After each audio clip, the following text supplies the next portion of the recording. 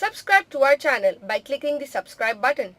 Click the bell button and enjoy the latest uploads from our channel. میں بہشتی دروازے کی کیا حقیقت ہے؟ بزرگ فرماتے ہیں کہ انہوں نے خواب میں نبی علیہ السلام کو اس دروازے سے گزرتا ہوا دیکھا. اچھا سبحان اللہ. تو نبی علیہ السلام نے جب اشری تھانوی صاحب کے خواب میں آ کے دیوبند مدرسے کی بنیادیں کھینچی تھی تو انہی پاک پتن والوں نے دیوبند مدرسے کو نبی علیہ السلام کا مدرسہ کیوں نہیں باندھ لیا؟ ٹھیک ہے نا. نبی علیہ السلام کو خواب میں دیکھنا یہ نہیں، میرا کلپ ہے خواب میں دیدار مصطفیٰ صلی اللہ علیہ وآلہ وسلم کی حقیقت، لاکھوں لوگ یوٹیوب پہ دیکھ، اس میں میں نے یہ پوری کی پوری ڈیٹیلز بتائی ہیں. بہشتی دروازہ دنیا میں کوئی دروازہ نہیں ہے، خانہ کعبے کا دروازہ بھی بہشتی دروازہ نہیں ہے. ٹھیک ہے. ادھر ایک بدماش تھا، وہ کہتا ہے میں کعبے میں 5 دفعہ گیا ہوں اور میں ایسے ایسے کر کے مکے دکھاتا ہوتا تھا. پائی تو کعبے وچ دفن بھی ہو جا، اس کی بنیاد پہ کسی نے بہشتی نہیں ہونا. کیوں؟ بقیہ غرقت قبرستان میں 10,000 صحابہ کی قبریں ہیں اور اسی قبرستان میں عبداللہ ابن ابی منافق کی قبر بھی ہے، کیونکہ قانوناً تو وہ مسلمان تھا. نبی علیہ السلام نے اس کا جنازہ پڑھایا ہے، بخاری مسلم میں آتا ہے، اپنا لعاب دہن اس کے منہ میں ڈالا ہے، تو مسلمانوں کے قبرستان میں سے دفن کیا ہے. تو اب کیا جی، وہ چونکہ مدینے میں دفن ہوا، آپ نے جنازہ بھی پڑھا دیا، تو اس کی وجہ سے بخشا جائے گا؟ قرآن نے کہا سب سے نچلے درجے میں ہوگا. نبی کا جنازہ پڑھانا، نبی کا تھوک مبارک، نبی کا کرتا مبارک کوئی نفع نہیں دے سکا. تو تواڈے بشتی دروازے تے سب بڑھائے بڑھوئے نے اپنے. ہاں، دنیا میں ایک جگہ ہے جسے جنتی ٹکڑا کہا گیا ہے، وہ بخاری اور مسلم میں حدیث ہے، میرے گھر سے لے کے میرے ممبر تک جنت کے ٹکڑوں میں سے ایک ٹکڑا ہے. لیکن اس میں یہ نہیں ہے کہ جو اس میں آ گیا وہ جنتی ہو جائے گا نہ. اگر کوئی کہتا ہے یہ ہے تو ان کو کہیں گے فلانے تواڈے جڑے دوسرے مخالف بزرگ نے ہوتے اتنے گئے ہوئے نے، کہیں گے نہیں وہ تو پاویں جتنے مرضی ٹر جائے نہیں ہوئے گا. تو ان کا تواڈے بھی جتنے مرضی ٹر جان انج نہیں ہوتا. ٹھیک ہے نا. نہیں ماننے کے لیے تیار نا. ادھر سے جتنے ہمارے سیاسی لیڈر، فوجی لیڈر باقی جاتے ہیں وہ بیٹھے ہی ریاض الجنہ میں ہوتے ہیں، ان کے لیے ریاض الجنہ خالی کرا دیا جاتا ہے. بھائی ادھر چوکڑی مار کے بھی کوئی بیٹھ جائے جنتی تو نہیں ہوگا، وہ جنت کا ٹکڑا ہے. آپ وہاں جائیں، اس پہ امام بخاری نے باب باندھا ہے کہ قبر رسول سے لے کے ممبر رسول جنت کا ٹکڑا ہے. نبی علیہ السلام کی قبر مبارک، حضرت ابو بکر عمر کی قبریں، یہ جنت کے ٹکڑوں میں سے ایک ٹکڑا ہے. زمین کے اوپر جنت کا ایک ٹکڑا ہے، لیکن اس کے اندر داخل ہونے سے کوئی جنت میں نہیں داخل ہو جائے گا. احمد بریلوی صاحب نے ایک شعر لکھا ہے، جنت میں آ کر نار میں جاتا نہیں کوئی. انہوں نے اسی کے اوپر شعر کیا. وہ جب وہ جنت البقی اس میں بیٹھے نا ریاض الجنہ میں، تو انہوں نے کہا کہ جب حدیثوں میں ہم نے سنا جو ایک دفعہ جنت میں چلا جائے گا دوبارہ دوزخ میں نہیں جائے گا. تو انہوں نے کہا یا اللہ میں ایک بار جنت میں آ گیا ہوں نا، تو اب میں امید کرتا ہوں کہ میں دوزخ میں نہیں جاؤں گا. تو یہ شعروں تک تو بات ٹھیک ہے، ورنہ تواڈے سیاسی لیڈر جنہوں تسی انہی گالاں کڈدے ہو دل وچ، وہ تو سارے ادھر جاتے ہیں. وہ تو کعبے کے دروازے ان کے لیے کھلتے ہیں، تو قبر رسول کے لیے ان کو بھی اندر لے کے جایا جاتا ہے. کہتے ہیں نہیں وہ نہیں جان گے، تسی بھی نہیں جاؤ گے بھائی، کوئی بھی نہیں جائے گا. اس طریقے سے کوئی جنت دوزخ کا فیصلہ نہیں. ٹھیک ہو گیا. نبی علیہ السلام کے متعلق یہ کہنا یہ سب تمہارا کرم ہے آقا کہ بات اب تک بنی ہوئی ہے، یہ کہنا درست ہے؟ بالکل غلط ہے. اگر کوئی اس نیت سے کہہ رہا ہے کہ وہ نبی صلی اللہ علیہ وآلہ وسلم کو آج مدد کے لیے پکار رہا ہے، اگر کوئی یہ اس نیت سے کہتا ہے کہ نبی علیہ السلام کی دعاؤں کی برکت سے امت پہ اجتماعی عذاب نہیں آیا، جو بخاری مسلم میں آتا ہے کہ میں نے 3 دعائیں کی، ایک قبول نہیں ہوئی، 2 ہو گئی ہیں. ان میں سے جو قبول ایک دعا ہوئی ہے وہ یہ ہے کہ کوئی ایسا اجتماعی عذاب نہ ہے کہ میری امت پوری ہمیشہ کے لیے ختم ہو جائے. اور جس دعا کو قبول نہیں کیا گیا وہ یہ تھی کہ میری امت آپس میں نہ لڑے، وہ دعا قبول نہیں ہوئی.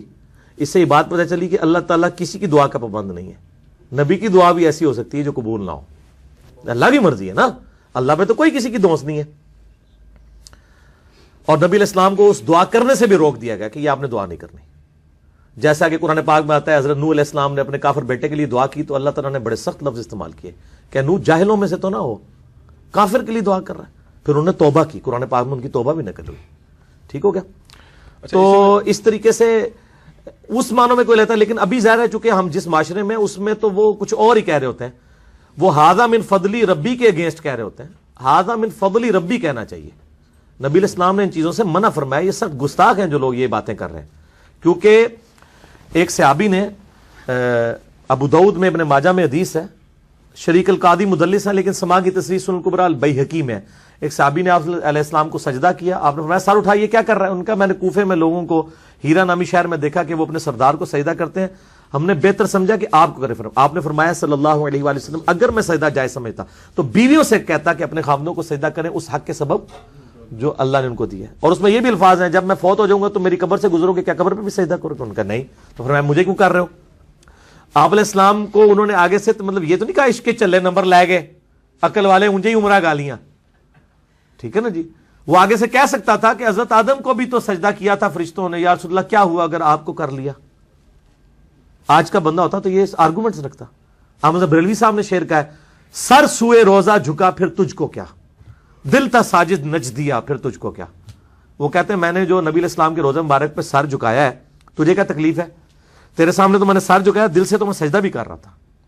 بڑا چنگا کام کیتے اللہ دے بندیا. ظلم ہے یار. ایک طرف احمد بریلوی صاحب خود کتاب لکھ رہے ہیں کہ سجدہ تعظیمی حرام ہے. فقہ حنفی میں آپ کو پتا 2 موقف ہیں. کچھ حنفی علماء سجدہ تعظیمی کے قائل ہیں, تو ان کے خلاف کتاب لکھی احمد بریلوی صاحب نے کہ نہیں, یہ ابو داؤد ابن ماجہ کی حدیث کے تحت سجدہ تعظیمی حرام ہے. دوسری طرف کہتے ہیں سر سوئے روزہ جھکا پھر تجھ کو کیا, دل تا ساجد نچ دیا پھر تجھ کو کیا. تو یہ شعر و شاعری کرتے رہیں, دین کے ساتھ اس کا کوئی تعلق نہیں ہے. اگلا سوال ہے, کیا درگاہ بی بی پاک دامن میں اہل بیت کی قبریں موجود ہیں؟ یہ سوال اس لیے کیا گیا کہ بہت سے لوگوں کی عقیدت وابستہ ہے وہاں, لہٰذا اس بارے میں جو غلط فہمی ہے اس کا ازالہ کریں. کیا عقیدت وابستہ؟ میں کہتا ہوں جی اگر سیدنا حسین علیہ السلام کا روزہ بھی ہو پاکستان کے اندر, دین وٹ, آپ نے اس میں سے کرنا کیا ہے؟ زیادہ سے زیادہ آپ قبر پہ حاضری دیں گے, نہ جھکیں گے اور نہ ان کو سجدہ کریں گے, نہ قبر کو چومیں گے, دعا کریں گے ان کے لیے جو عام میت کے لیے کرتے ہیں. رہا صلاۃ والسلام پڑھنا, وہ تو ہر میت کے اوپر آپ کہتے ہیں, صحیح مسلم میں حدیث ہے السلام علیکم اہل الدیار من المؤمنین والمسلمین. آپ وہاں جا کے السلام علیکم یا جو ہے وہ ابا عبداللہ حسین ابن علی یہ کہہ لیں, اسی کا فرق پڑتا ہے. اگر آپ کہتے ہیں کہ اس کی وجہ سے کوئی ادھر فرق پڑ جانا ہے میرے بھائی, تو انہی سے پوچھیں کہ اگر انہی چیزوں کی وجہ سے فرق پڑنا ہوتا, ان مزارات کی وجہ سے, اس وقت دنیا میں کافروں کے زیر اثر سب سے بڑا ملک مسلمانوں کا ہے ہی عراق ہے, اور سارے مزار ادھر ہیں, کربلا بھی ادھر ہے, تو کوئی فرق تو نہیں پڑا. تو بی بی پاک دامن کے مزار سے کوئی فرق تو نہیں پڑ جانا, ٹھیک ہے نا. باقی یہ تاریخی سوال ہے, ہمیں نہیں پتا کہ ہے یا نہیں ہے, نہ اس سے کچھ نکلنا ہے. ہم نماز میں محمد اور آل محمد صلی اللہ علیہ وآلہ وسلم پر درود پڑھ رہے ہیں, وہ جہاں جہاں دفن ہے, بخاری مسلم کے الفاظ ہیں, تمہارا درود و سلام ان تک پہنچ جائے گا, پہنچ رہا ہے, دیٹس آل.